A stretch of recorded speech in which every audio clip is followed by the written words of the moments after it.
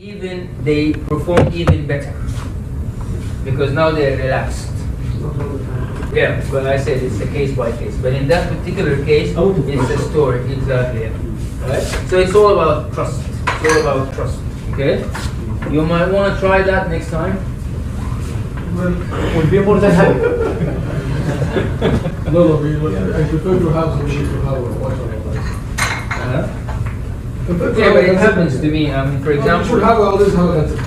Yeah. I prefer to have. Yeah. I prefer to people concept. Exactly. It's Yeah, Mr. Amir. No more than for disapproved and could see. No, nothing for No, it's not matter of that's not a matter of the accommodation. It's only a matter of the quality assurance. انا عايز اعبر عن رايه بس انا عايز اقول للمهندس يطلع اللي جوه كل حاجه مسجله ورقه. Because basically I have worked on both sectors, so I know what are the advantages. yeah. So because for that maybe I prefer to have a concept because I worked before as a concept. Okay. Sometimes contractor some items. Exactly. Yeah. But you see, when this happens, the contractor themselves Yeah. will establish an internal consultancy unit, right? They call it client relationship management unit, right? So they create that unit within themselves to carry out the consultant's role. And all questions are MCQs, multiple choice questions with 4 options. So it's A, B, C, D. Okay? And the exam is 4 hours. And it's available online anytime, depends on availability. I don't know what the center here in the MAM is where you do the exams. مركز الدرايه. Yeah, they have all these exams. Yeah. Okay. Now this exam is not a hard exam. It's not difficult. Okay. But this is what's difficult in the exam. How to manage your effort and how to sit for 4 hours, right, tackling 200 questions. So unless you have a strategy to do this, you will fail the exam, even if you know your project management inside out. Okay, and then we have, okay, so this is the org structure, right? So this is the CEO, okay, and we have a guy here, sitting here, with 4 or 5 levels between his level and the CEO level, okay? So according to the org structure, this guy should have more authority than this, yeah? This guy should have more authority, this guy should have more authority, and so on, right? But this guy sitting here, okay, is actually married to the daughter of the CEO. So this is a piece of information I'm giving you, right? So what do you think his authority is? Strong. Right? So if this is the org structure of the organization, it tells us one part of the story only. The gossip tells us another story. They're not so clear lines of authority, because this guy will be at lunch every day with the CEO at the lunch table. Right? Right? So do you think this guy is powerful, has some authority or some power? As project managers, we need to understand that field of play. Okay? Now, this field of play is called the family tree of the organization. So you have the org structure and the family tree. Okay? The family tree will tell you things like who's married to who studied with who at the same university, who come from the same school, who come from the same country, who. All this is the psychology of the organization. And for you as a project manager, you have to be clever enough to understand this. Not just, oh, this is the org structure, or you're reporting to this guy, so shut up and do your job. No, you have to be smart to understand how influential this guy could be. Okay? And this is one of the organization skills we mentioned as well. Now, where do we get this information from? That this guy is married to this guy's daughter? From HR? Office boy. From the gossip. The office gossip. Exactly. Right. You know what? Office boys, drivers, and secretaries. These 3 people are the most important people in the organization. I always say that from experience. Yes. Office boy will tell you who's fired. Why? Because they go into meetings to tea and coffee and say, oh, Mazen is going to be fired. Okay, right? So he has the news. Okay? The drivers. CEO لازم نوصل. Okay. Actually, president. Our organization president, not CEO. That's right. President. Not CEO. And you have the drivers. The driver who is driving the boss from home, okay, will go there home. The boss will get in the car after having a fight with his wife. Driver will be there. The wife is shouting at the boss. The boss is here, so he drive the boss. Boss doesn't feel well today. So he has first-hand information. So they get access to information. Why? Something happened. They have access to information. CEO, Chief Executive Officer. Chief Executive Officer. Chief Executive Officer. Chief Executive Officer, CEO. And now you have CTO, COO, CIO, CLO. So Chief Technology Officer, Chief Operation Officer, Chief Information Officer, Chief Learning Officer, CFO, CTO, Chief Technology, CFO, exactly. So it's all the C's. Okay, right. Engineering hub, you're responsible for this project. You have to deliver on time, but you know what? You have no resources. You cannot sign checks, and you're not allowed to recruit people. We call this the responsibility authority divorce. الطلاق بين المسؤولية والصلاحية. And this is very common in organizations today. Why is it so common? What happens that make us reach this level of you're responsible, Suleiman, to do this, but you have no authority? Why do you think this happens? What's the reason? Being responsible but not having the authority. Because today's organizations, you have young people coming in to the lower levels. Okay? So let's have Suleiman is here reporting to the IT team leader, who's reporting to the IT manager, who's reporting to the IT director, and so on and so on. And the company wants to set up a Facebook page or a Twitter site or whatever these new things, right? So they gave Suleiman, who's a fresh graduate, to do this work, right? So you're responsible, but authority remains where? To make decisions with the old guard here, who probably don't know what Facebook means. Do you have Facebook? Yeah, can I see it? As one of the MDs once said, do you have Facebook? Can I see it? They see what? The book. It's not a book. Okay? So authority remains here. Responsibility.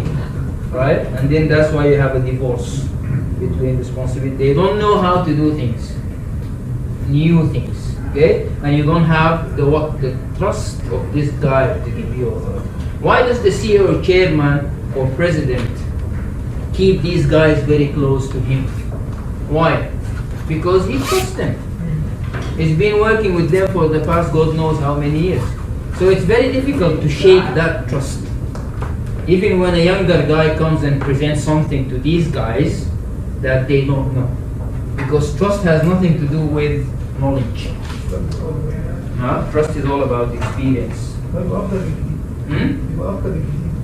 أفضل إيه؟ إن هو ما يبقاش هو المسؤول، يعني هو المسؤول بس مش مديله قرار.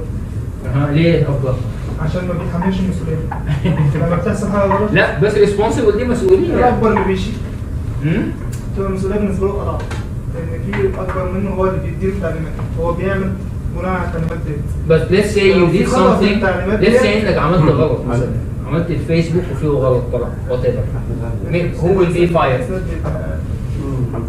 They can fire you directly. Okay. Another challenge is changes. اللي هي التغييرات الكثيرة. I'm just gonna go faster here. Okay. Overworked and under-resourced. Okay, overworked and under-resourced. Yani you have so much to do, but you don't have resources. Okay, and that's a typical situation I think most of you guys are suffering from. Politics. Okay, politics يعني بمعنى ايش؟ the hidden agenda of the work organization, not the clear things. We call the culture of the organization. Now in any organization,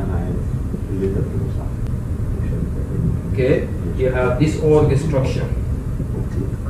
So if the organization was, if we say this is the human body, for example, this structure is the anatomy of the organization. Now the anatomy science tells you what? The name of the parts of your body. Okay? Now if I want to look into the function of each unit, okay, this is called the physiology of the organization. Okay, علم وظائف الأعضاء. But there are the hidden stuff that goes on.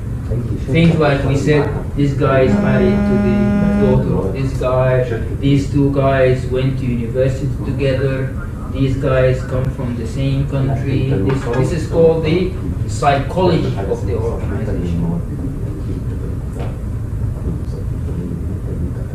And this is very difficult to get information, and this comes by experience.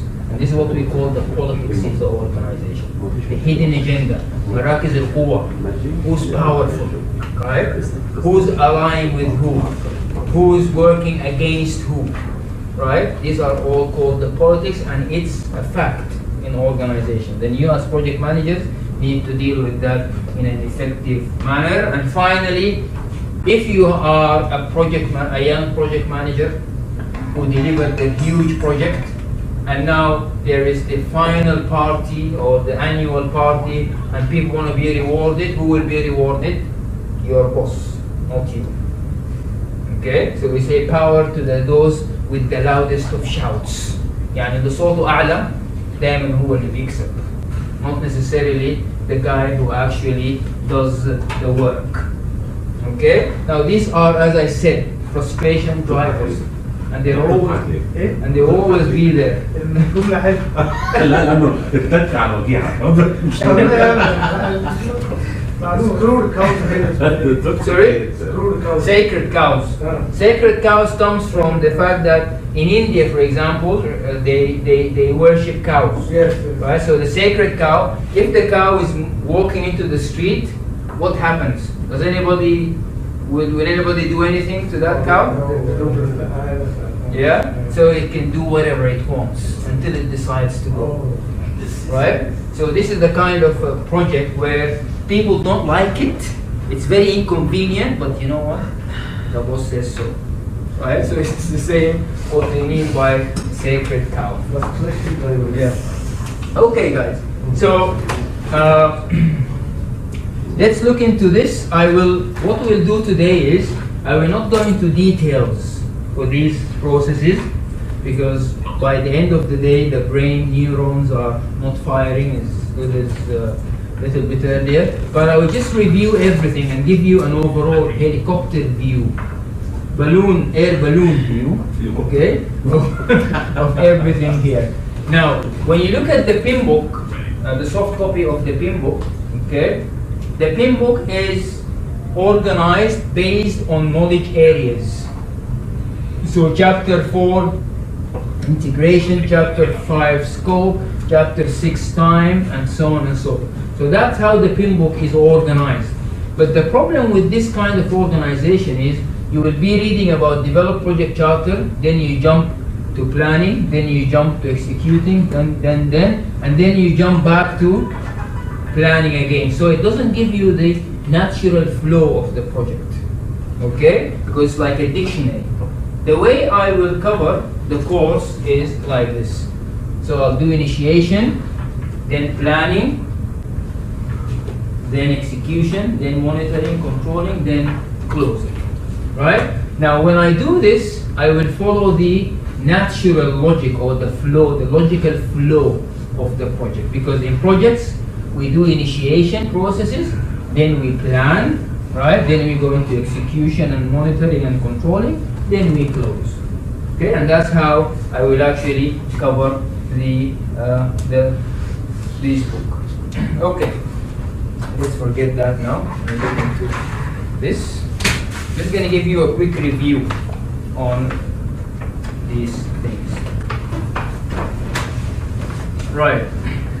Okay, so in any project, okay, the PIM book is telling us we have 1, 2, 3, 4, 5, 6, 7, 8, 9 knowledge areas or components that you as project managers need to address, okay, if you want your project to be successful. These 9 areas are scope management, about time management, cost management, quality management, human resource, communication, risk, procurement, and stakeholders. So these are the components, the fundamental components, الأعمدة الرئيسية of areas you have to address as project managers. Now, when you start planning a project, you need to have a plan for each one of these 9 areas. So we have a scope management plan, we have a schedule plan, we have a cost plan, we have plan for quality, we have plan for HR, blah blah. So we have a plan for each one of these things. Okay? Now, as we move from planning into execution, like you see here in our, okay? So you can see here in planning, how many processes do we have? We have at least 1 process in each knowledge area, so? And we have 3 to 26, so how many? 24 processes, so? In planning, right? The total, 24 out of 47 means what? About half.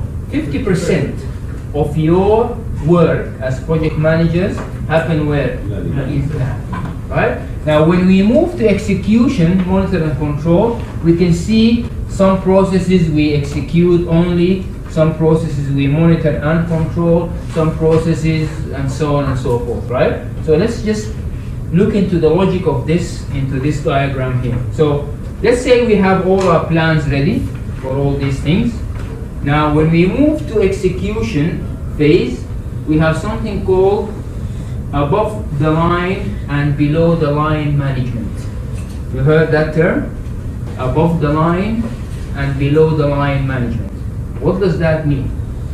When you do any work as managers above the line, it is something to do with monitoring.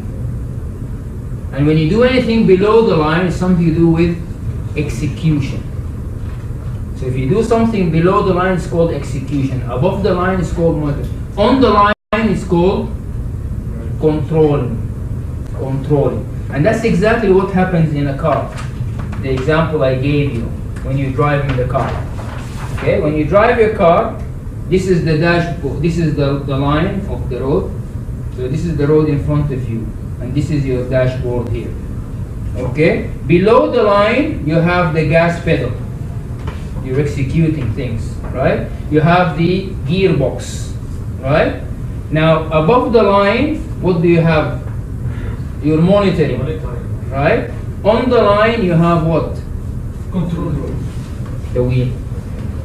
Okay, so hence the above the line, below the line, on the line. Okay, so when you are executing your project, okay, these processes or knowledge areas will have to be distributed somehow above, below, on the line, depending on the nature of these processes. So let's start with scope, time, and cost.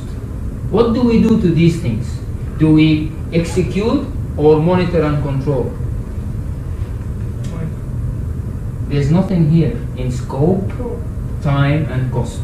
So scope, time, and cost go where? Above the line. All you have to do is monitor and control them.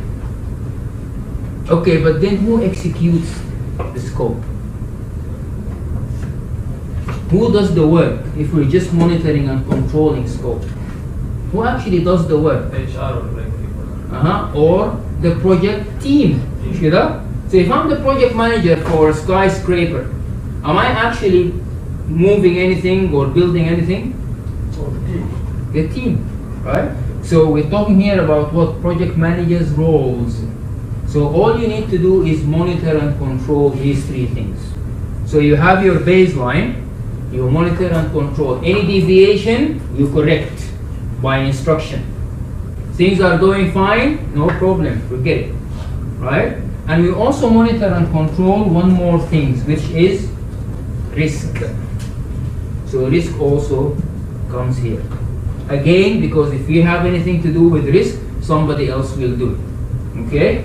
Now we have one more processes that we only do one thing to it, and then I'll look into the rest. Look at HR, human resources. We have the plan. Now we have execution. The only process with no, that doesn't exist in monitor and control is what? Why? So human resource is the only process, okay, that has no activity related to it in the monitoring and control area. It's the only knowledge area. You see, we have something in every box here except HR. So what's the lesson here? What's the message that the Pmp book is telling us about human resources? Is that you cannot control human beings. Okay? So human beings are not meant to be controlled. Right? So we execute, what do we execute? We acquire the team, we develop and manage, and that's it. Okay? So they are under the line process here, HR. All the others, okay? What happens to all the others? They all have a component of what? Execution and monitoring and controlling. So they are all on the line processes. Okay, because if we look at quality, we have quality assurance and quality control. Okay, we have managed communication and control communication. We have conduct procurement and control procurement. We have managed stakeholder and control stakeholder. Right? So they have components of execution and monitoring and controlling at the same time. And then finally, we have to close our project with closing the procurement and something called integration. Because we'll come back to this again. Okay? So this logic is very important to understand. Is that as a project manager, there are knowledge areas where you only have to monitor and control. There are knowledge areas you only have to execute. And there are knowledge areas where you have to both execute and monitor and control. And these are these four. And this explains the logic or the high level logic of this framework or table. Okay, let's take a small refreshing break. Let's take about 10 minutes. Okay, 10 minutes. Let's come back 4:30, please. الساعة كم الساعة كم لسه 40 دقيقة. المغرب كنا عليه 26 دقيقة بالظبط. 26 دقيقة. لا نخلص احنا نخلص يعني نخلص around 5. نخلص around 5 today. 5 years. هو قالوا الايام دي هادي كويس السيسي. هو هادي اصلا طبعا. هو الراجل من ساعة. هو الراجل بص واخد هدف في دماغه هيوصل له. الاخوان بقى يعملوه، الليبراليين يعملوه، ده يعمل هو هدف ماشي في الاخر ان هو بص ايه بالظبط هيمكن خلاص بقى المشاريع المؤسسه العسكريه المؤسسه طبعا خلاص انتهى الموضوع. الهجس اللي حصل ما كانش على في ال 100 سنه اللي فاتت. مش 100 سنة، هو قعد 30 سنة بس وقعد خلاص. ولا بص كلامي كله في كور صح؟ المؤسسة العسكرية تتمكن. ايوه هي كده بالظبط، هي كده خلاص. ده انا الناس كلها قلت لهم الميزة الوحيدة في الموضوع ان احنا هناخد تورته بكره. انا قلت لهم هم عايزين مرسي جاب تورته فاكيد النهارده هيبقى في تورته علينا النهارده. انا بس سؤال، ما هو البديل؟ بديل لمين؟ لاي حد عنده نظام. للمؤسسة مش العسكرية. سؤال، انت بتسال الشخص اللي مش هينفع انتوا لو انا بقى بدات البي بي بس عشان ناكل عيش. لا يعني انا عايز كده. لا اصلا ناكل عيش بس برضه اول حاجه اقولها واي. والله خليك اليفيتد يور هليكوبتر فيو. اسمع وايد احنا عندنا تخسف وايد هنا كده فقالوا واحد جه ماشي جنب الفصل كده فسامع الاستاذ بيسال الطلبه في مدرسه فبيقول لهم ادوني اسم حيوان بيطير. واحد من الطلبه رفع ايده قال له ايوه استاذ الفيل. فالاستاذ قال له شاطر. فده استغرب هو مفتش بتاع وزاره فدخل جاب الاستاذ قال لي تعالى يا اخي انت كيف يعني تعلم الطلاب دي كلام فارغ يقولوا لك الطالب يقول لك الحيوان يقول لك الفيل. فالاستاذ قال له عارف الطالب ده مين؟ قال له ده اسمه مش عارف مين كده جعفر نميري كان ايام الرئيس. فقال له يطير الفيل ولا اطير انا؟ الفيل يطير. وعملها هنيدي في فيلم ابو العالمين حموده لما الولد وزير الداخليه قاعد قالوا لا انت بالذات بتتكلم وزير الداخليه وزير الداخليه. Okay, shall we start when everyone is disappeared? Yeah? Okay. Let's kick off with the first process. طيب هنبدأ نحن with these processes. I just summarized here what happens in each process just to give us a high level idea. So in the initiating processes, okay, two things happen. Whenever you start a project, the first thing you should do is assign a project manager. So this is the first thing that should happen in any project. You need to assign a project manager, and then that project manager will identify the stakeholders of our project. So now we will look into each process in more details to understand what is happening. Okay, so the first process is called develop project charter. Right. So the project charter is a document and it is the contract. Okay, project charter. And it's the contract between the project manager and the project organization.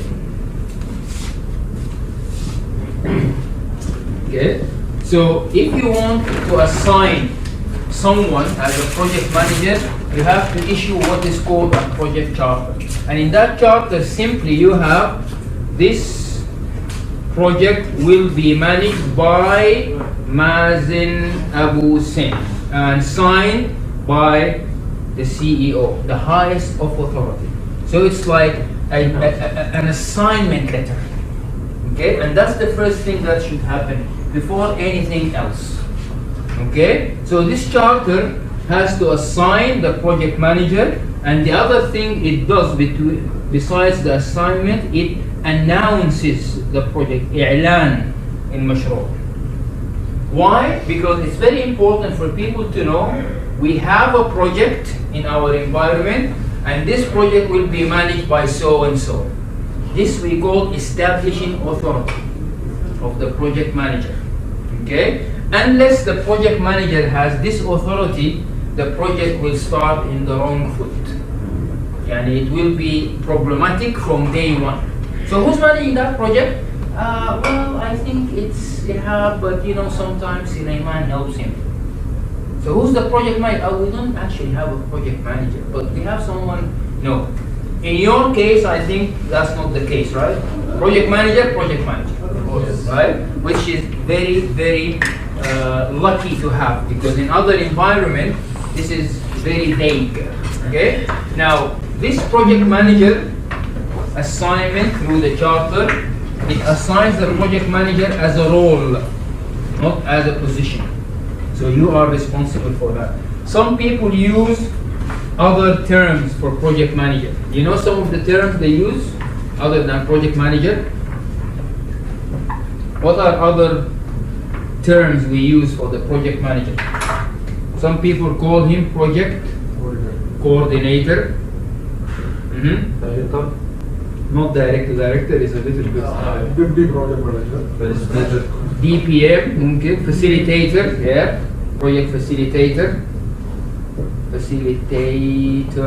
Project champion sometime. Right? But the whole idea is manager. So they're trying to avoid using the term manager because that's a position in the organization. But it's the same role. Okay? So the project charter establishes that.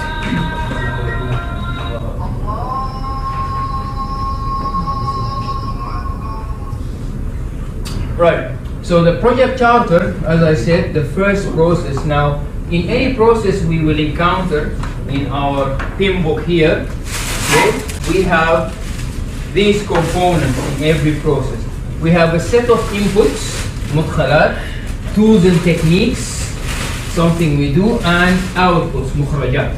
Okay? Now, not necessarily you should have all the inputs in place. So this is not like a manufacturing process. So to get, for example, a can of Pepsi here, you have to have this.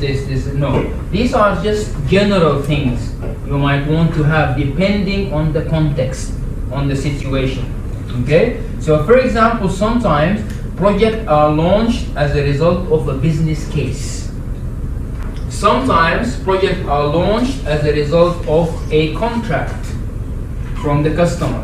Right? Sometimes projects are launched as a result of a statement of work, whether internally or externally. It depends. Okay? So let's look at the business case, for example, as an example here. Okay? Now, business case is created as a result of 1, 2, 3, 4, 5, 6, 1, 2, 3, 4, 5, 7. Right? 7 reasons why we usually have a project launched. They don't go out of these reasons. Either a market demand, or an organizational need, or customer request, or technological advance, or legal requirements, ecological impacts, or a social need. These are the reasons why projects are launched. Okay? And some of them are straightforward, some of them might need some explanation. So market demand means there is a demand in the market which calls for us to launch this project, such as what? Give me an example. Project launch as a result of a market demand. Supermarket. Real estate factory. Right, a supermarket in a certain location, right, where there's a demand for it, right? Organizational need.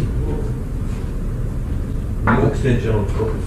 New extension of the office, new headquarters, training, project. Okay? عاود على الجو ده بعد طالما انت مفيش مشكلة. Okay? Customer request, like your cases, right? You receive a request from a customer to build a certain building or structure, right? New branch, whatever. Technological advance. Project launch as a result of a technological advance. Okay. Example, what? Why do you feel you need to launch a project for a new network or mobile network or whatever? What's the result? Remember, the project is launched as a result of an advance in the technology. So give me an example. Solar energy. Uh-huh. Solar energy farm, something like that. Okay, so what exactly in solar energy, for example? Leak of electricity, so we are about to Exactly. solar system. Exactly. So the technology, there's an advance in exactly electricity generation where we now start building all this solar energy and stuff. Legal requirements. Legal requirements. Accord. Accord. Like. Such as Presence. presence. House. More presence.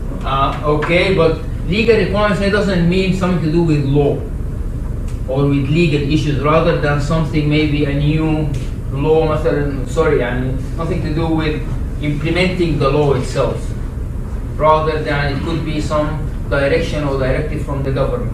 But can you think of more practical examples, something that happened lately, whether in the region or anywhere else, where there's all these projects launched as a result of this. Maybe we know, but we cannot classify under it. As legal. Yeah. ISO certifications, for example. So if Make things legal. could be exactly so. For example, if the government said any company working in the construction business has to have an ISO in order to win any projects. So you launch an ISO project as a result of that, right? It's a legal one, so you can no longer tender unless you have an ISO certification. Okay, ecological impacts, something to do with the environment and the ecology. So it could be things like in Dubai recently, they said any restaurant cannot get rid of the oil you use in frying. You know, usually they used to get rid of that oil in the normal نظام التصريف يعني. Yeah. Exactly. So now you have to have a special equipment to get rid of that oil as a result of ecological impact to save the environment and so on and so forth. Social need. Typical examples are hospitals and schools and all these projects that are launched as a result of it. So these are the reasons why we launch a project. So once we have something like this happening, we launch a project, we create a charter, and that charter will authorize the project formally. Now a copy of that charter will be sent to the finance people to tell them we have a new project in our radar, to get them ready. Okay? And it establishes partnership between the project manager and his or her organization. The client will also be involved. It assigns the project manager. Now the project manager doesn't have to be a person, or does it? Is a project manager in the charter has to be a person, or it can be something else?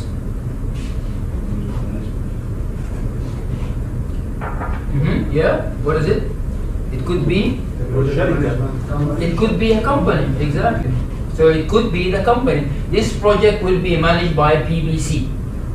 So Pbc is the project manager at this stage, right? It could be a team.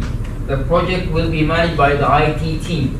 The project will be managed by the HR team, right? So it doesn't have to be a person at this stage. At this stage, later you need a person, right? But at this stage, you just need to assign what's the entity that will manage the project, right? It announces the project. Can we send the party from outside? Yeah, could be. Could be. It doesn't matter as long as you have a party managing the project. So announcing the project is very important. Just as we said earlier, it's important to close the project and hand over. The same thing applies for launching a project. It's very important that all parties know that we have a project. How do you feel if you go home and one of your friends or relatives tell you, oh, Pbc is doing this project, and you don't know about it, and you work for Pbc? How do you feel? How would you feel? آخر من يعلم. Yeah, it's not a good feeling. Yeah. So projects, unfortunately, especially in government, If your bonus will be effective.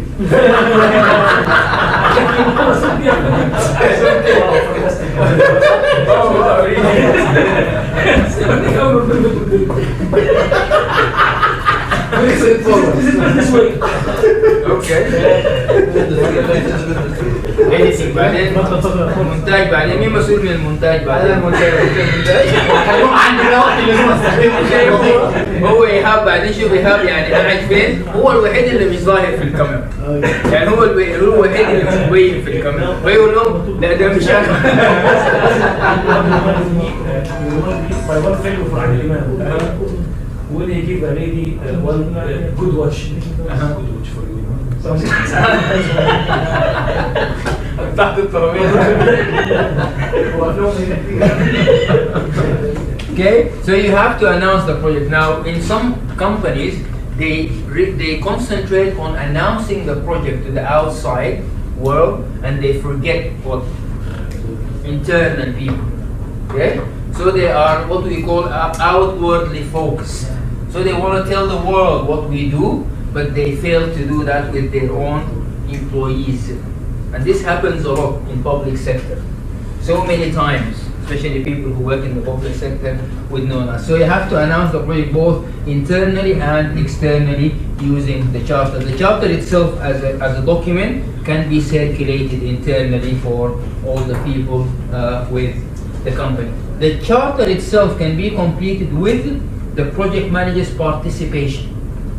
So if I want to make anyone, right, a project manager, I can invite them and ask for their help to create the charter because they have the know-how. Okay, so this can also happen here in the project charter. Right, so let's look into some of the inputs here to create the charter. We have the business case agreements. So this could be a contract or anything or any agreement between two companies to launch the project. And then we have enterprise environmental factors and organization process assets. And we will see these two components in most of the processes as we go forward here. In every single process, we will see these two components, right? Enterprise environmental factors, organization process assets. What do you think these things are? They are inputs for almost all the inputs of the planning processes. So what are these? When we plan, what information do we need to have? The resources of the Okay. time, cost, the manpower, equipment, whatever. Okay, but in general, most of the time, what are the information I need to make sure I know in order to have a proper plan? Site, scope, Okay, but in general, a little bit higher level definition. Milestone, but information related to two things. The environment I'm working in, remember the context, yeah? The environment, and the other thing is my organization capability. If I fail to consider these two components in my planning, my plan will not be effective. Right? In general, even if I'm planning for cost, let's say I'm planning for cost, on how to estimate cost, and I say I will start estimating the cost using this particular technique. Okay, so this is my plan. But what if I don't have people who know how to use this technique in PBC? Failure. Right? If I say in HR, I will bring the best labor in construction, and this labor comes from a country called Burma, for example. But then I realized that the Saudi authority are banning people from Burma, so they don't issue visas, right? So I need to make sure always I take into consideration these two issues: environmental factors related to the enterprise and to the country or to the culture I'm working with. And these are the two things: enterprise environmental factors, organization processes. Organization, internal stuff; enterprise, external stuff. Okay, so we don't live in an isolated planet. So we have to take into consideration these things all the time. Okay. Now, tools and techniques. We have something called expert judgment. Now, expert judgment here we'll see it exists in all the processes along this line, what we call the integration line. And the integration line here, all the processes here are related to. Okay, so now here we have scope, time, cost, and here we have the same thing. So let's say you're the project manager and you're managing the project now. So the project is live. Do you say, okay, it's Sunday today, so today is scope management day. Tomorrow, Monday, will be time management day. Tuesday will be, do you work like this as project managers? So how do you know which area to address when? Based on the experience. Thank you very much. So based on experience, you go to your office and you feel like you need to revise something related to cost. And then suddenly you say, oh, let me revise my HR plan. Let me call the contractor, right? So this is what we mean here by expert judgment. So there's no tool that will show you which area to address but your experience. Okay, expert judgment. So judgment based on your experience, and then you have the project charter. Okay. Okay? So once now you have the project manager on board, he is officially or she is officially assigned, the project is announced, the first job for you as a project manager to do, right, is what? So let's say you're assigned now as a project manager for this particular project. What do you think is your first job? What should you do? Choose your group. Choose your Group. Thank you very much. Exactly. So think about which team, the project team or the project management team? Project. Project management team. And we have something called the project team. So which one? First come project management, then project team. So what's the difference between the project management team and the project The team is part of the professional people, and the project team is the skilled people. Exactly. But you can have both, right? Yes. But the project management team is the team that is managing the project. Control or execution. Planning, control, and so it's the core team. It's your project manager with their team leaders, and so the people who are doing all these tasks. Now the project team are the builders, right? The technicians and stuff, right? So it's important. So the first thing I should think about is who would be my project management team. If I'm lucky or unlucky, it depends on how you look at it, the project charter will do what? Assign the team. So within the charter, it says Mazin will be the project manager and his team will be Fulan, Fulan, Fulan, Fulan. Or a team from HR, or. So the project charter will assign the team for you. Now, is that good or bad? It depends, like Bill Clinton would say. Bill Clinton, Bill Clinton, it depends. Okay? So it tells you, do you want to go to the restaurant tonight and have some dinner? It depends which restaurant we go to. Are you happy today? Well, it depends on the definition of happiness. Okay? Do you feel asleep? Well, it depends on the definition of asleep. Okay? So it's always a good answer. It depends. The diplomatic answer. So, theoretically, 100% it is right. But practically, sometimes it will not be right. That project manager has his own team. Sometimes your own team involved in other projects. Yes, so it will not be dedicated team. Yes. Exactly, which is part of the reality. Yes, It makes sense. Yeah, it makes sense. I mean, I don't expect. Now, if I had a dedicated team to me, fully on the project, I will be what is called a projectized organization. Projectized. We'll talk about the structure in HR as well. Projectized. Projectized means what? You have dedicated teams to the project manager. The project manager has his own HR, his own IT. It's the best organization. It's the best, but it comes with its price, which is what? Job security. Because if I tell you, questions you have, come and join my organization as a team member of this project for 2 years. This project is only for 2 years. You say, well, then after the 2 years, where do I go? Right? So this structure is good for organizations that have what? Projects that span long years. Like what? NASA. American program. You know, in NASA, to build a spaceship, how long does it take? 15 to 20 years. So I can go work for NASA 20 years, no problem. But if I'm a construction company, and some companies in Dubai actually recruited me to turn them into projectized. Okay? And we did that, but it was a disaster because they couldn't attract people to work for them because their project span a year or two. And people don't want to work for a company for a year or two. Okay? So it's not always good to be projectized. Okay? We have something called the matrix organization. This is what probably you guys have maybe. Okay, the matrix works like this. So you have people reporting for functional managers. Okay, so we have people here, people doing operational work. whenever there's a project, the project manager goes across and chooses people to work for him during the project.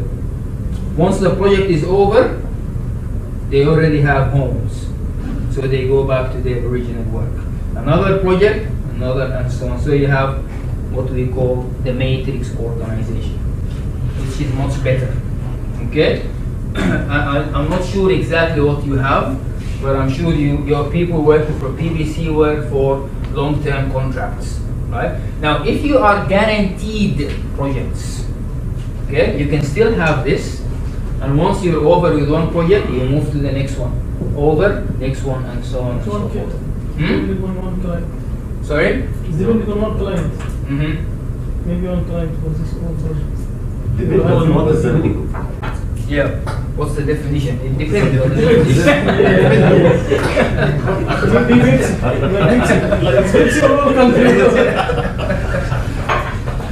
Okay, right? So the project manager goes and put a team together. Now this is something that's not mentioned here in the PMBOK. It's not mentioned to set up the team. Why? Why do you think it's not mentioned here? You should have a process, say, compose project management team, for example. It's not mentioned at all.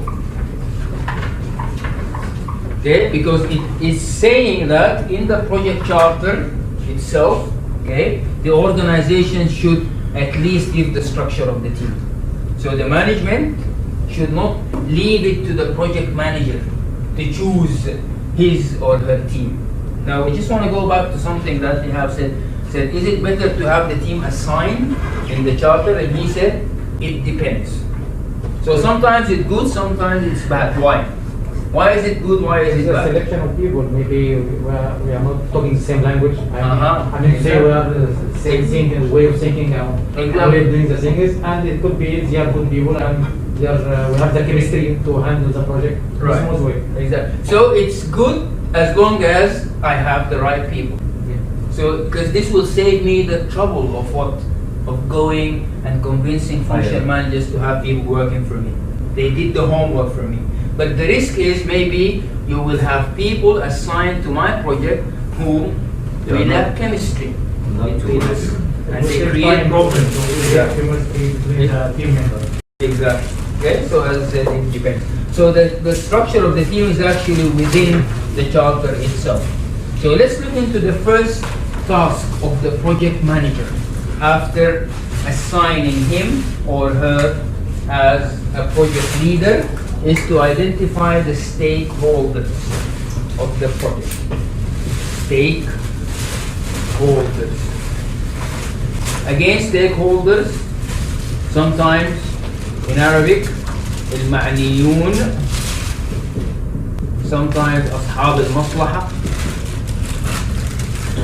sometimes المستفيدون, and so on. But the definition of stakeholders is what? Everybody or anybody or entity or group who will be affected by the project or can affect the project. كل من يؤثر ويتأثر بالمشروع is called stakeholder. And when you think of a construction project, who are the stakeholders of this project? مثلا Said mentioned. Who are the stakeholders? The clients? The stakeholders of the project. Stakeholders of the client. So the client is a stakeholder. The consultant is the Consultant. and the contract the CEO of the company is the CEO, right? Well, project manager is also Project, exactly, project manager, project team members. Where is the project located? located in the In the where exactly? exactly in Cornish. In Cornish. What about people who are using that area? Pedestrians, Yes. drivers use that area. People or businesses around that location. Is it financed by a bank or? Honestly, it will be the finance by the bank to the. So the bank is a stakeholder. So it's basically a very big story. It's not just consultant, client, contractor, right? It's a little bit bigger. Process is a little bit bigger, right? And you can end up with thousands of stakeholders if you don't have a classification system. Where does that classification system come from to help us in identifying the stakeholders of our projects? It should come from where? So now we have projects. So we need to identify the stakeholders, right? Do we go out and just think of stakeholders like that, or we need a framework or a system that should help us in identifying the stakeholders? System. So who should develop that system? And I'm talking about PBC now. Who should develop that system? PBC's management, because they understand the business. They know who their clients are. They know what the strategy. They know what they're after. So they should have a classification system. So as a PbC project manager, I should have something to tell me these are the classification of our stakeholders. So let's say financing departments or financing entities, clients, contributors, society, and underneath I'll have options. So from there my thinking is guided on identifying the stakeholders. Then I'll go to the stage on whether they affect my project or affect their work. Why do you think we do stakeholders identification? What's the ultimate reason? When you talk about stakeholders, what's the ultimate reason? Lesh, why? Deliverable acceptance. Huh? Deliverable acceptance. Exactly. So we want to win them. We want them to enable us, to help us in executing our work. We don't want them to become oppositions. Okay? We don't want them to become obstacles to our work. We want to know how to utilize their power. Right? يعني في النهاية برضه politics, سياسة. مش كده؟ To be aligned with our goals. Exactly. So that's why we need to have a good radar system to capture those stakeholders. And that radar system should be given to us by senior manager. It shouldn't be left to the project manager. Okay? Do you know probably your first stakeholder analysis activity happened when? When do you think you first experienced stakeholder analysis in your lives? When you got a job. Not really the job. When you got married. Right? When you're about to get married, right? Who's the number one stakeholder? And answer, think about the answer. The number one stakeholder is who? The most important stakeholder is who? Huh? The society. Society? You. انتوا مش متجوزين ولا ايه؟ Thank you very much. حماتك. She's the most influential individual. Your mother-in-law. Yeah. Okay. If you lose that stakeholder, right, your marriage will be hell.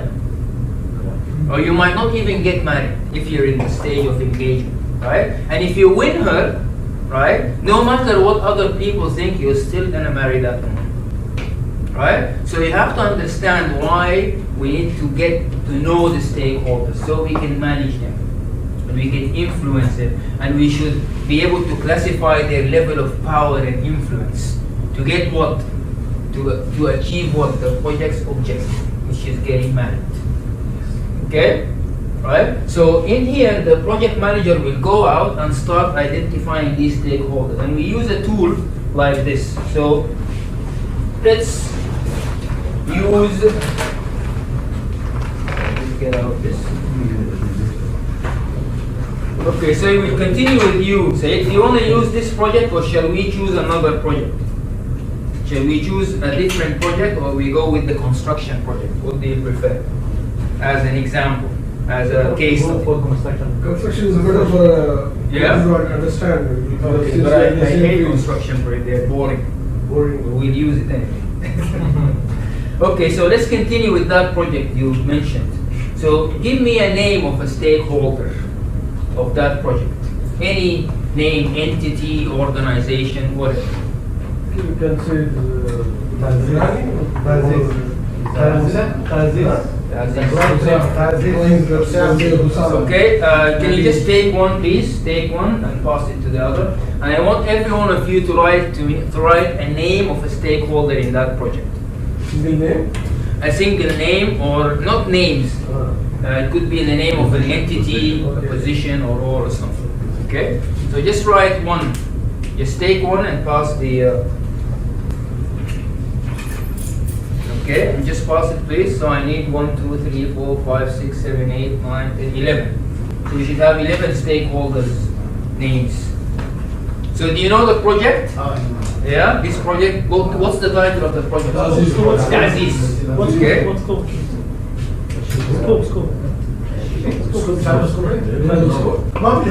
It's a construction project. Okay, so you all have a sticky note. You all have a where is the? Can you just take one and pass the other, please? Yeah, you take one and pass the rest, please. One name.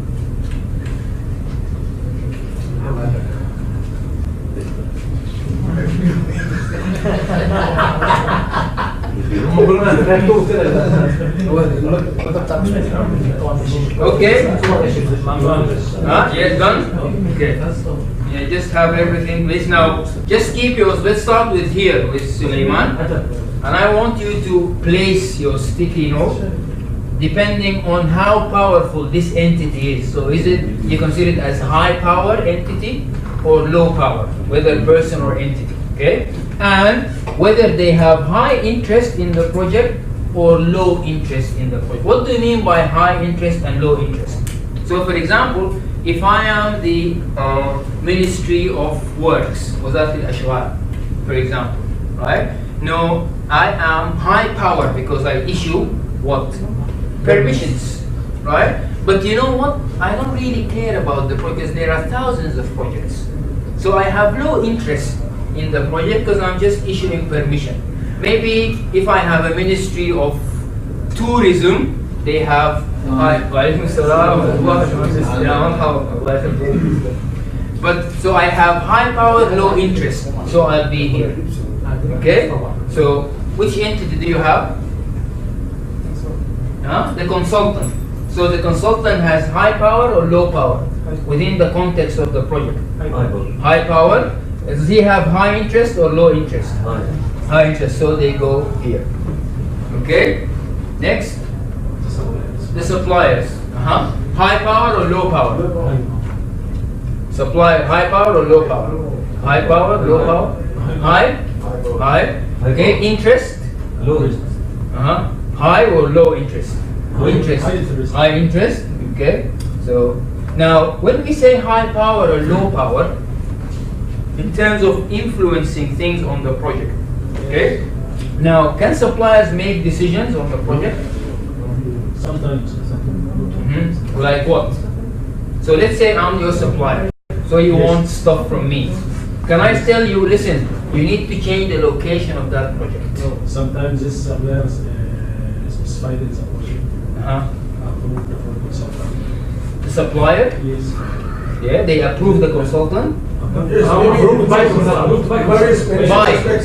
Yeah, but them themselves, they are not that powerful. All supplier. Yes. But in general, suppliers are not powerful. Do you think? Actually, in some cases, they can influence the project in terms of if they don't have the material, but they cannot make decisions. The supplier Because if a supplier fails, what do you do? can go, I don't know. Yeah. But it may cause delay in the project. Yes, definitely, but they're not powerful in terms of the power we're talking about. Okay, so let me just put them as low power, high interest. Okay, put them here. Okay, the client power, and interest, definitely. So they go hand in hand with the client, also with the consultant. And this. Can you just pass me that? Who's this? عزيز بالاسم كمان أمير مين؟ أمير الدين. So project manager, powerful, yeah, and interest, yeah. But is it the same level of power as these guys? No. More powerful or less? Less. So it could be somewhere here, right? Somewhere in the middle. Okay. Same client. Client. You have Same. client, Consultant. consultant, client, huh? Consultant, client. انا جبت المون باور. So people working in the project. Okay, so the project here, power, high or low? Low power. Right? Interest. اكتر ناس low. Their interest in the project. Yeah, maybe they're sitting here somewhere. Okay, so these are some. So just let's say the location of the project. You're building the, let's say, the tallest tower, right, in Dammam. Now let's say there's a similar project taking place. This is called Ta'ziz. We have a project called, let's call it. We have a project from Let's say a competitor. Huh? Salah? Yeah. So Salah Towers is similar project. Okay. So Salah Towers. Powerful? High power? What about their interest? in the sense. There is different project. Yeah, different project. Different project. High interest? Low or power, low power, high interest. Low power, okay, high interest, so they'll sit here, okay, and so on and so forth. Anyway, so the idea is to brainstorm all these stakeholders and then classify them based on this commercial company and housing at, so area, around area, okay, so power, high or low? Low power and interest, high interest. Because they get, okay, so they sit here. Anyway, so we do this classification, and then based on the location of these stakeholders, we have what? A relationship management strategy, how to deal with them. So if you're in this, we keep you satisfied. If you're in this quadrant, we manage you closely. If you're in this quadrant, we keep you informed. If you're in this quadrant, we keep monitoring you. Now, why do you think we need to keep those with high power and low interest satisfied? Like Salah Tower, for example, should be here. Why? Because these are what? Powerful, but they don't really care whether your project will succeed or not.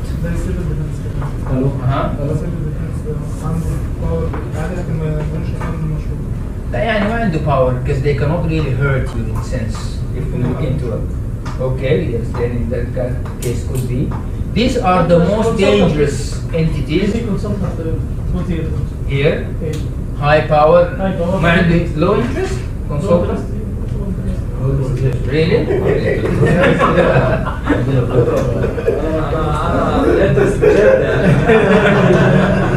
The reason these are dangerous is because if you make, if these people are not happy with you, what can they do?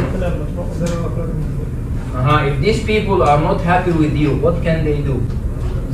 They can hurt you because they are powerful.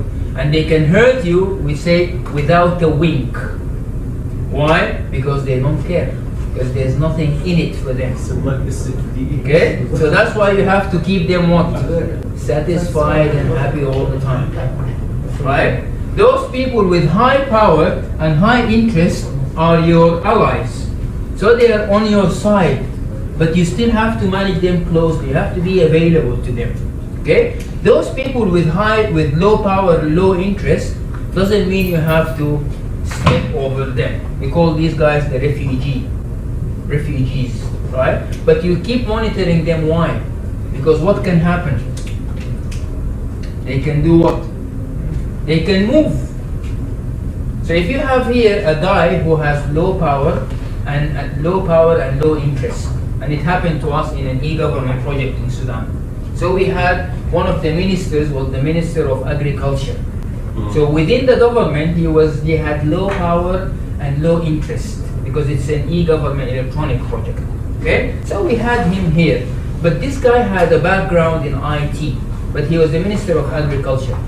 Every time he used to send us email, we used to ignore it. Agriculture, it's not important to us. Ignore his email.